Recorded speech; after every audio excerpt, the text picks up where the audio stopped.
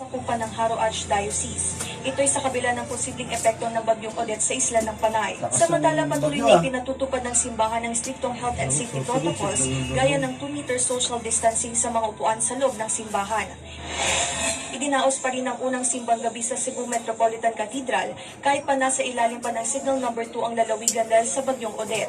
Mahigpit na sinunod ang 50% seating capacity at no standing policy sa loob ng simbahan. Istrikto ring ipinatupad ang no vaccination card, no entry sa gate ng simbahan.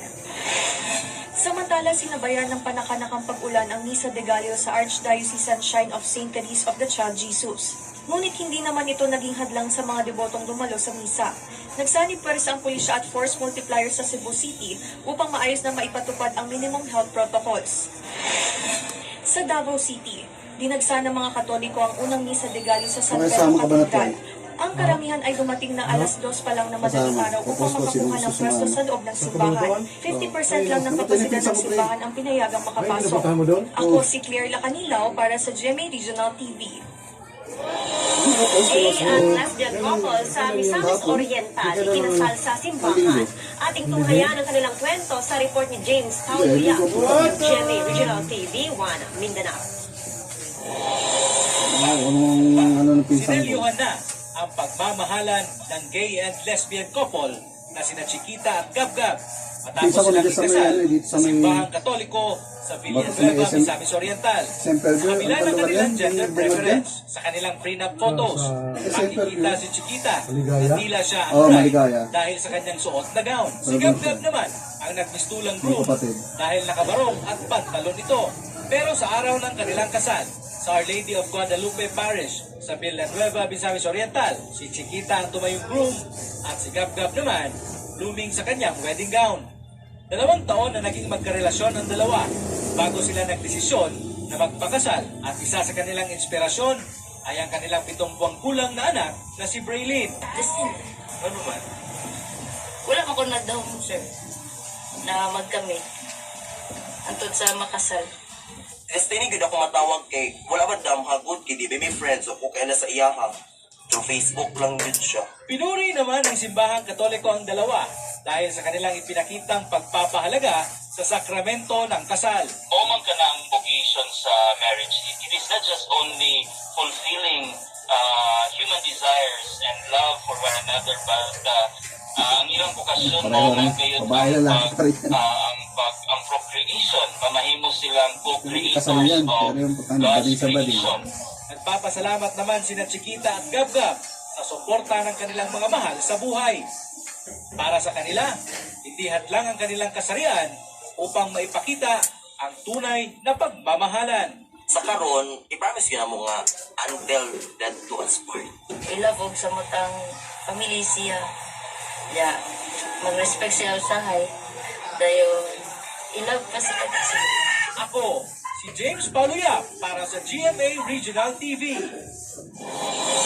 Nagsagawa na ng preemptive evacuation sa ilang barangay sa Surigao City bilang paghahanda sa posibleng paglandfall ng bagyong Odette. Nakatutok live si James Paulo Yap ng GMA Regional TV 1 Mindanao. James? Bago lang ako, gasahin niyo si Batman. Joanne, dahil ramdam na dito sa ang bagyong Odette sa Surigao City, may mga lumikas na sa kanilang mga tahanan, pero may iba pa rin na ayaw iwan ito.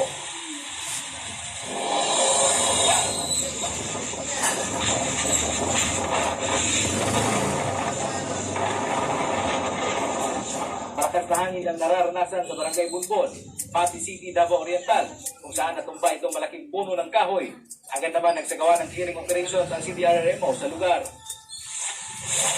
Unti-unti nang dumadagsa sa CBJS Memorial Elementary School ang mga residente ng Barangay Washington sa Surigao City para lumikas, alinsunod sa utos ng lokal na pamahalaan ng Surigao. Ang naturang barangay, isa sa mga flood-prone area sa lungsod dahil nasa gilid ito ng ilog. Siniguro na ni Ruel Joseph ang paglikas ng kanyang buong pamilya para makaiwas sa hagupit ng bagyo sakali maglandfall na ito. Mga azot na kami ng kuwan sa doon, tinapang bago na para makapang kami sa among kuwan. Padadlaw mga gusto na mo kayo. May sama mong trabaho. Pero may iba pa rin ayaw lumikas tulad ni Elmer na sanay na raw sa mga ganitong sitwasyon. Kaya mo din ang kinapwede rin. Di ano kami kilit suba, di. Nagwantaw na dun.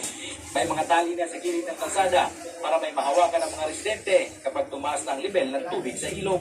Nasa 128 na pamilya o higit 600 na individual ang nasa CBGS Memorial Elementary School.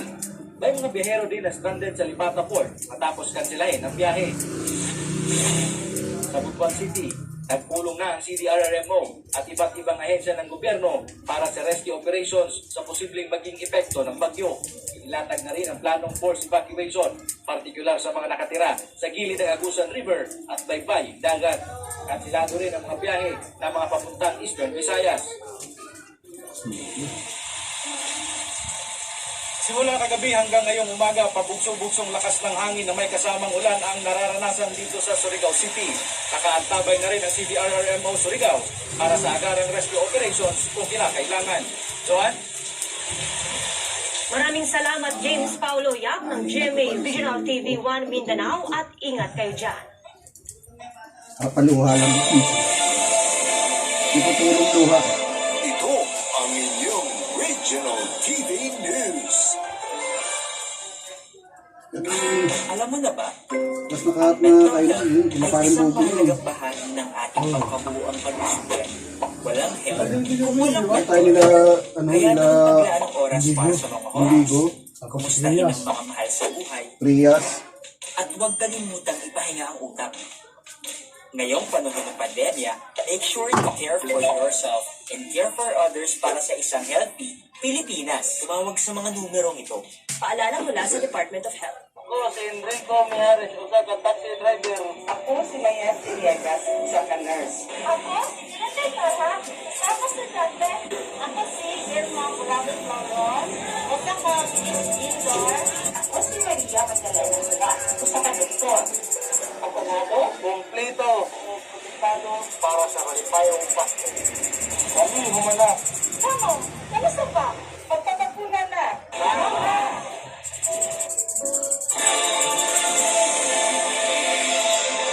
Ito ang inyong Regional TV News. Hotels at pension houses sa Giwan Eastern Samar fully booked na dahil sa mga lumikas na mga residente. Ang detalye kay Nico Sereno ng GMA Regional TV, Balitang Bisdak. Sa Giwan Eastern Samar, punuan ngayon ang mga hotel at pension house dahil sa mga dumating na mga tawag mismo mga residente sa lugar. Nagdesisyon kasi silang mag-check-in sa hotel upang maging ligtas sila sa bagyong Odette kung sakaling manalasa ito. Sagad na-announce pala ito pag-asa, sagad ito mayada na bagyo. Ito ba talaga nagpa-preserve na before pong bagyo? Pero kahit masama ang panahon, nagdesisyon na sina Jennifer Pabores at Joseph Atisol na ituloy ang kanilang civil wedding. Sa harap ni Giwan Mayor Annaliza Juan, nanumpa ang dalawa na magmamahalan habang buhay. May 3 na silang anak at gusto nilang maselyuhan ang kanilang pagsasama bilang mag-asawa. Na-action guys kung kabala ka, pero kabalo mo ko nga, mas dako ang Ginoo kaysa ini nga bagyo. So dili siya kaulangan para dilong maday ng kasal. Ako mga kalipay, kaya pisan ada ang bagay ng atiya po. Para yun good. Ang pagkasal. Sa lungsod ng Cebu, simula ngayong araw, suspendido ang trabaho sa Cebu City Hall, maliban lang sa mga departamento na kinabibilangan ng disaster response frontliners. Pero nagtalaga ng skeletal force ang City Hall upang may tumugon at tumutok sa importanteng operasyon ng lungsod. Isinailalim din sa red alert status ang lungsod. So I am of the position that even City Hall, especially those that will be here, would only be on the front line. Sa bayan ng Cordoba, Cebu, iniligas mula sa Hilutungan Island papunta sa mainland Cordoba ang mga buntis na nakatakdang manganganak ngayong buwan. Pansamantala silang nananatili sa birthing center kasama ang kanilang mga pamilya. Sa lungsod ng Lapu-Lapu sa Cebu, maliban sa mga pamilya mula Caubian Island na na-evacuate kahapon sa mainland at Olango Island, may mga pamilya na rin lumikas sa mga paaralan. Kinabibilangan ito ng 9 na pamilya sa Caubian at 13 mula sa Barangay Saba. Sa Mandaue City, Cebu, nakahanda na ang 27 barangay sa kanilang gagawin sa panahon na maramdaman na ang epekto ng bagyong Odette. Isa sa kanilang binabantayan ay ang Mahiga Creek sa barangay Subang Dako. Kung kakailanganing ilikas ang mga nakatira sa gilid ng Mahiga Creek, kung umapaw ang tubig, ito ang kanilang gagawin. Sa Talisay City sa probinsya ng Cebu, hindi na pinayagan ang mga mangingisda na pumalaot simula noong Martes. Ipinamahagi na din noong Martes ng Talisay City Disaster Risk Reduction Management Council sa 22 barangay ang mga equipment na magagamit sa rescue operations. Nakaposisyon na din ang mga sasakyan at ambulansya na gagamitin sa quick response ng Carcar City Disaster Team. Inihahanda na rin ang gamit sa search and rescue operation at pinutol ang makahoy na maaring magdala ng pinsala kung malakas ang ulan. Binabantayan naman ang 3 flood-prone areas, 5 landslide-prone areas at 5 coastal barangays. Sa bayan ng San Fernando, pinulong ng kanilang LDRRMO at PFP San Fernando ang mga barangay officials upang i-activate ang kanilang emergency operations.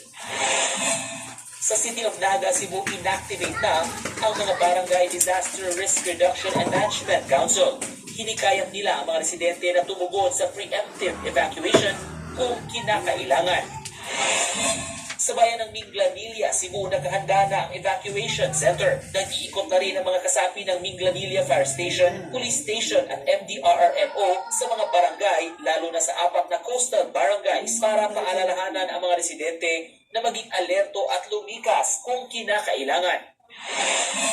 Sa City Hall, naka-standby na ang mga responder, mga equipment at mga sasakyan.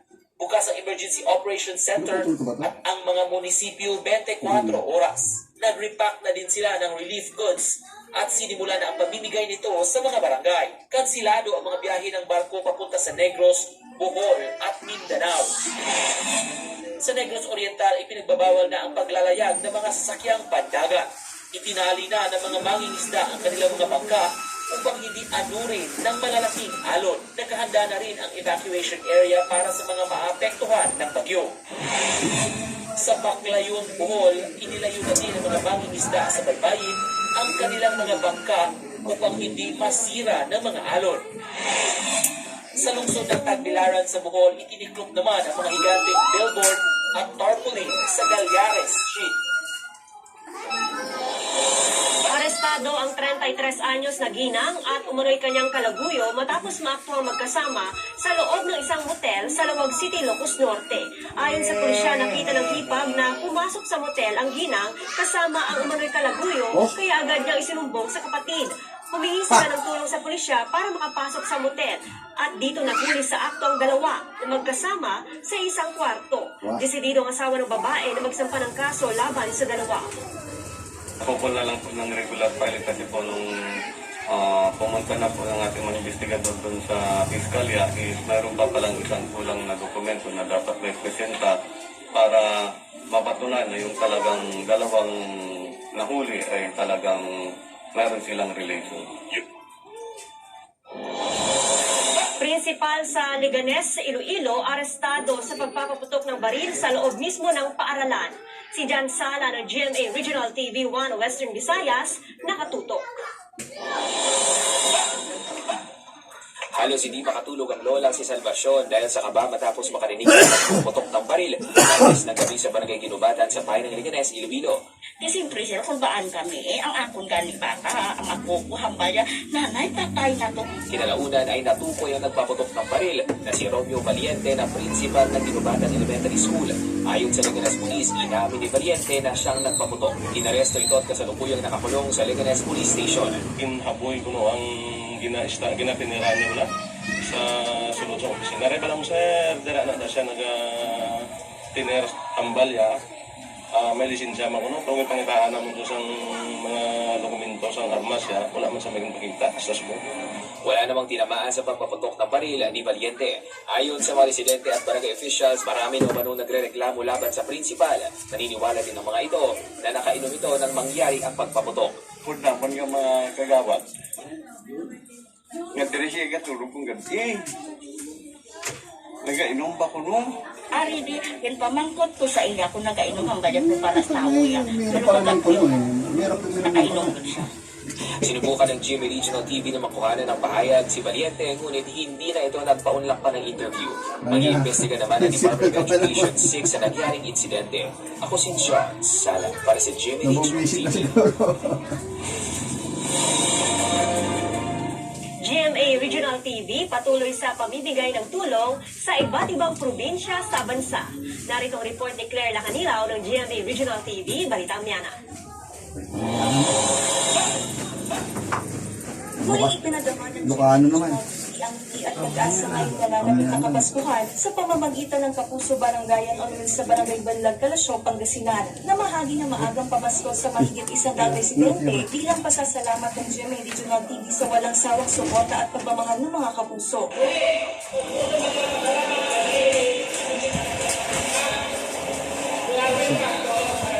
Itong barangay Wheels ng GMA ay successful po na maintain naman po nila yung health protocols po ng IATF.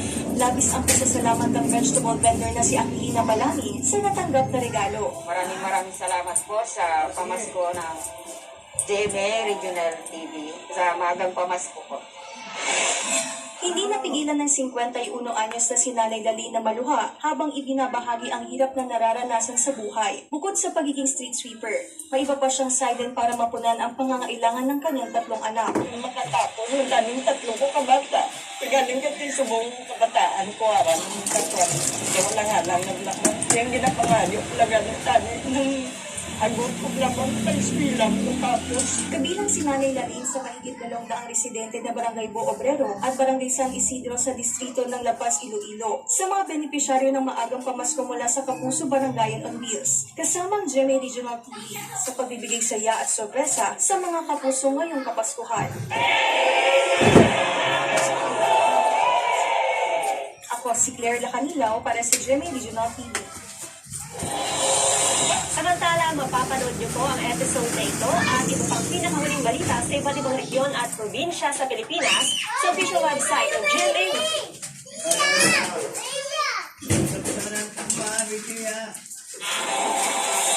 Kayo na! When you all of a sudden go with your feet up dahil dun sa contact, you're gonna use your hands to try to brace that fall. I want to say this though, it looked like Corpus was trying to avoid Rosario. Usually kasi ang pwede mo